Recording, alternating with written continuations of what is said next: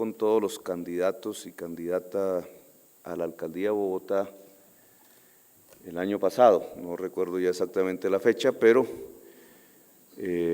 allí se firmó un primer consenso para quien fuese a ser el alcalde o la alcaldesa en ese momento, que consistía precisamente en darle vida jurídica a una Secretaría de la Mujer. En ese mismo momento se hablaron de varios temas, de varios objetivos. Yo tengo que ser sincero, yo siempre he pensado que la política de la mujer debe ser una política transversal, como otras. Esta de enorme importancia, ni más ni menos, es la mayoría de la población bogotana. Pero la transversalidad es vital en el conocimiento y en la eficacia de las administraciones. En estos 6 meses que han pasado de administración progresista de la ciudad, este tema de la transversalidad sí que ha mostrado su enorme valor, y quisiera un poco explicar el tema antes de entrar a dirimir cuáles van a ser las primeras acciones de la Secretaría de la Mujer. Toda la estructura de la administración clásica colombiana y bogotana, entre ellas, es la jerarquización a partir de unas secciones completamente separadas unas de otras.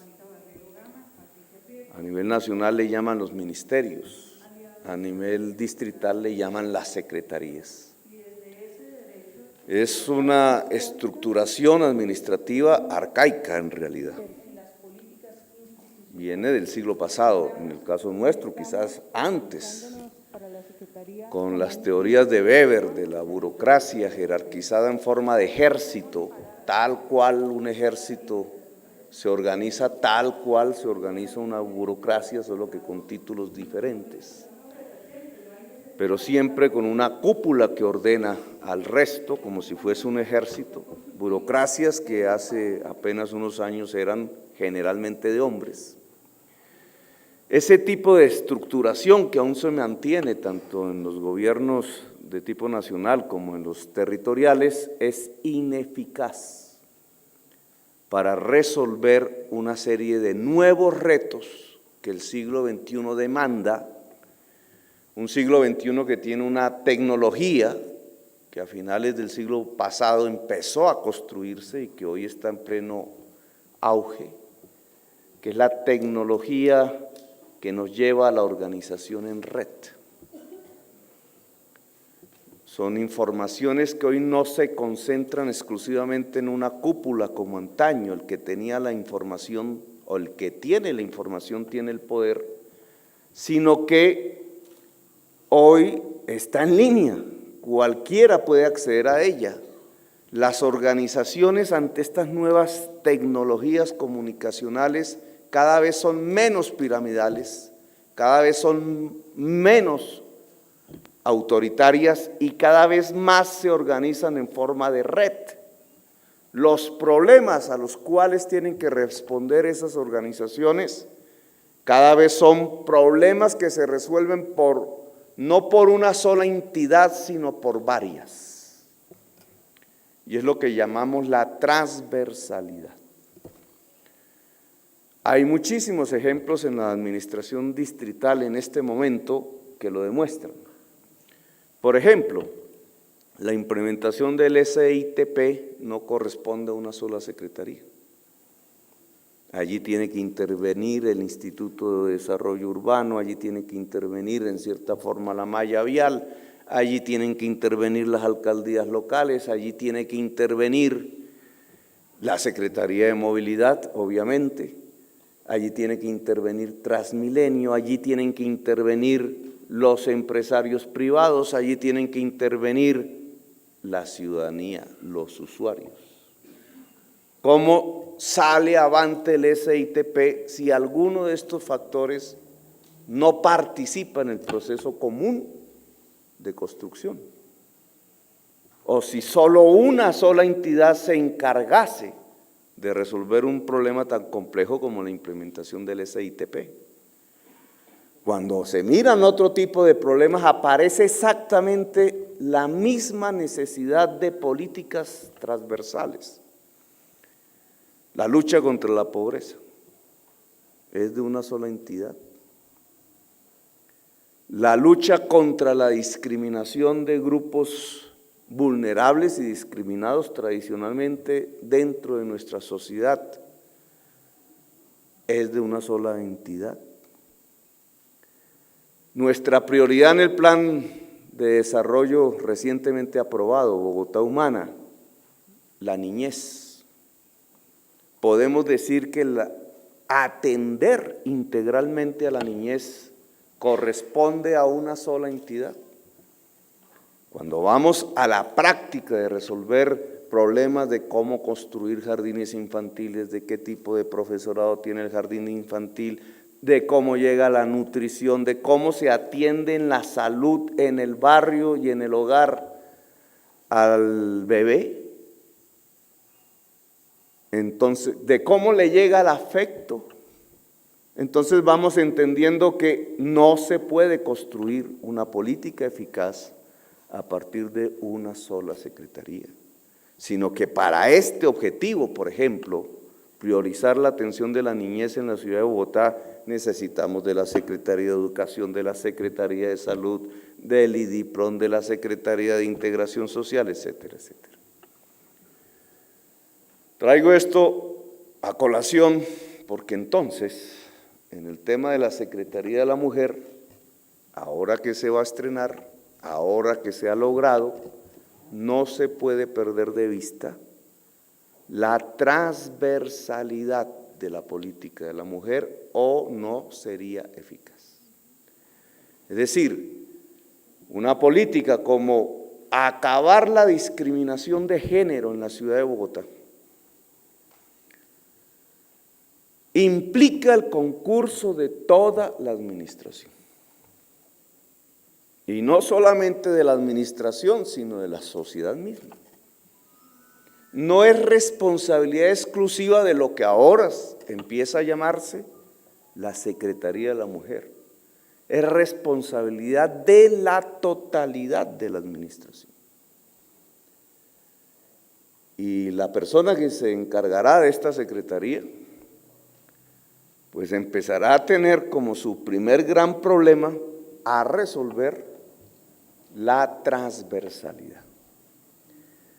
En ciertos medios de comunicación, por parte de ciertas personas, se nos critica el que hayamos construido unos instrumentos para ejercer la transversalidad administrativa en la ciudad.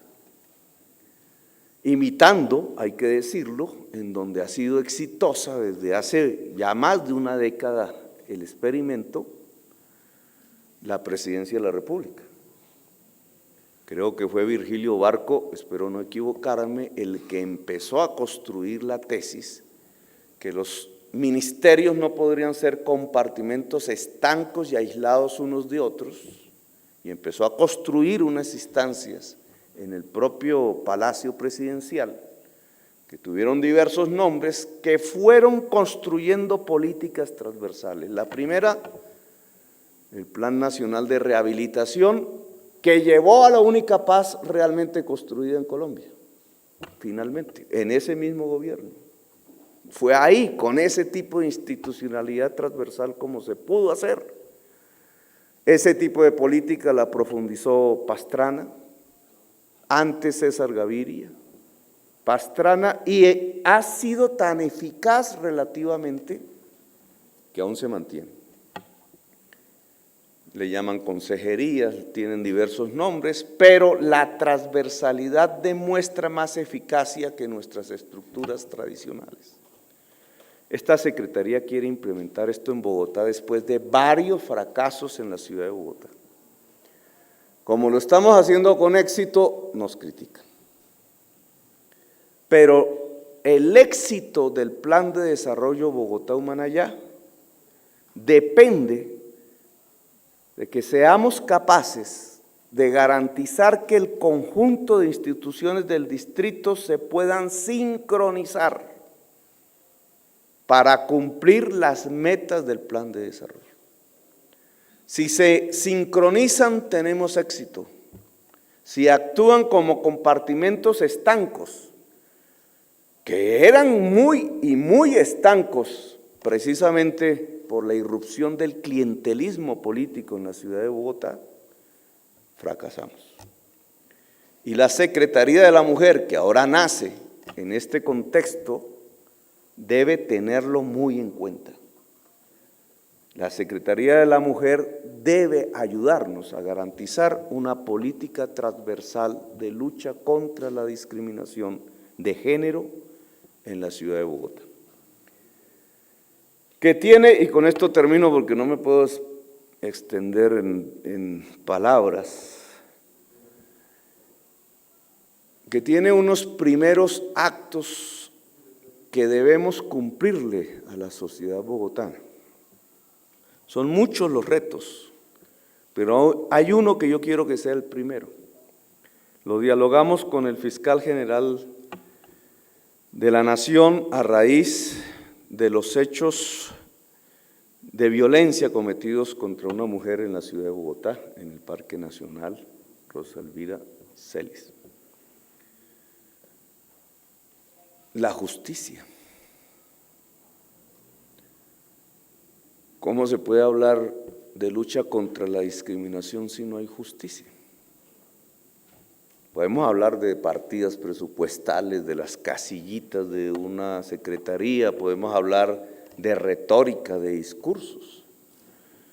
Podemos hablar de muchos aspectos que se pueden realizar desde el punto de vista de una acción administrativa, pero si no hay justicia, si hay un estado de injusticia latente, como parodiando a la Corte Constitucional cuando habla de los estados de inconstitucionalidad, podríamos hablar de los estados de injusticia. Bogotá y Colombia viven varios estados de injusticia. La pobreza es un estado de injusticia. Una de las datos más o sensaciones más tristes que hemos tenido en estos 6 meses consiste en ver cómo poblaciones un poco menos pobres se niegan a que en su vecindario vivan poblaciones más pobres que ellas.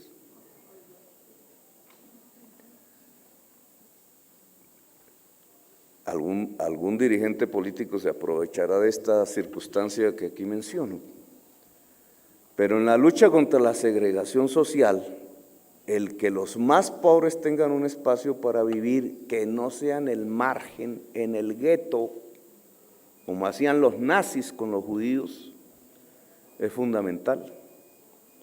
Y la mayor oposición que empezamos a sentir para que los pobres tengan un sitio donde vivir no proviene ni de la norma, ni del presupuesto, ni de las reglas, ni de los constructores siquiera, sino que proviene del vecindario. A tal grado llega la mentalidad segregacionista al que nos han acostumbrado durante 2 siglos de sociedad desigual. Pues eso es un estado de injusticia. La pobreza es un estado de injusticia. La salud hoy vive un estado de injusticia. La mujer vive hoy un estado de injusticia, que se mide en muchos aspectos, desde el salarial, desde la capacidad de acceder a un puesto de trabajo, desde la manera como puede tomar decisiones en un barrio, etcétera, hasta la más dramática de todas, porque lleva a la muerte, la violencia. En todos los procesos de violencia, política, no política, común o como quieran bautizarla, la mujer es la que más sufre. La mujer es trofeo de guerra en las guerras. Y la mujer es víctima por estar en condición de discriminación. de los grupos que se consideran los dominantes de la sociedad.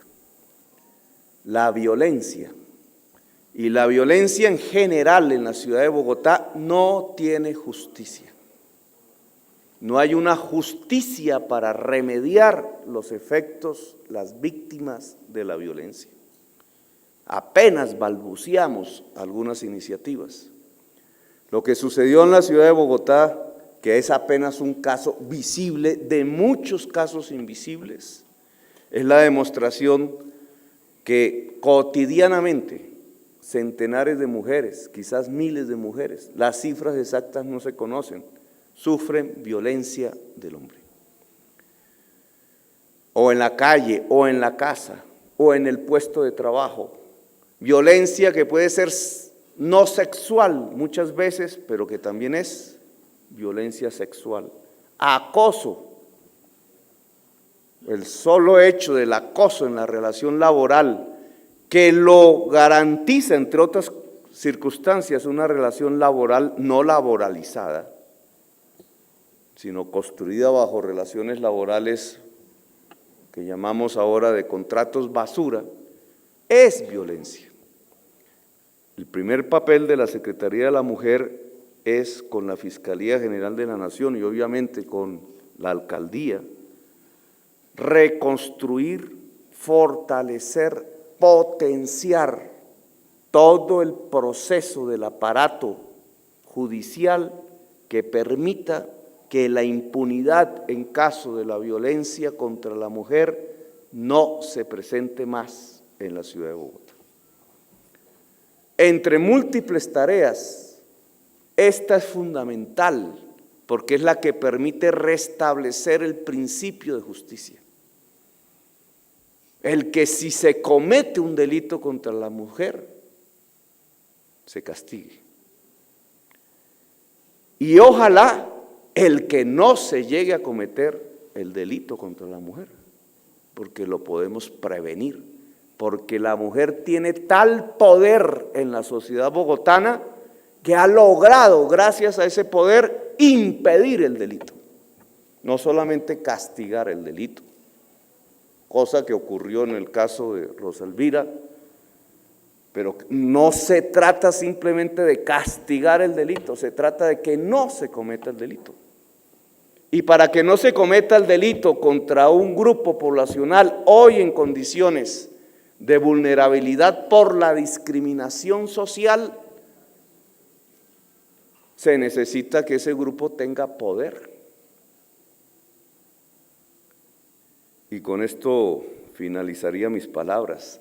El hecho fundamental contra la discriminación es que el Estado le entregue poder al discriminado. El Estado tiene que entregarle poder al pobre para que no lo saquen de su lugar de vivienda o le permitan vivir.